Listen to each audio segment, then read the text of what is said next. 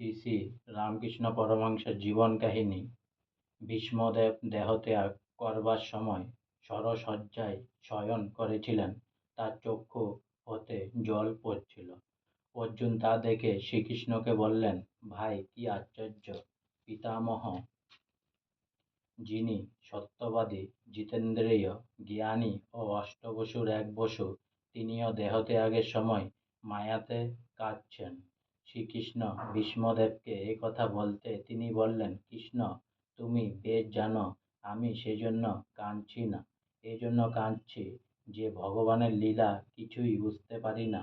যে মধুসূদন নাম জপ করে লোকে উদ্ধার পায়, সেই মধুসূদন স্বয়ং পাণ্ডবদের সারথি সখারূপে রয়েছেন, তবুও পাণ্ডবদের বিপদের শেষ নাই। আজকে আমার শ্রী শ্রী রামকৃষ্ণ পরমহংসের জীবন কাহিনী এখানেই সমাপ্ত হলো। তাই অনেক অনেক সাবস্ক্রাইব করুন, অনেক অনেক লাইক করুন, আর অনেক অনেক ভালো থাকুন, অনেক অনেক সুস্থ থাকুন, অনেক অনেক হেল্প করুন সবাই সবাইকে। আর সঙ্গে অনেক অনেক সাবস্ক্রাইব করুন।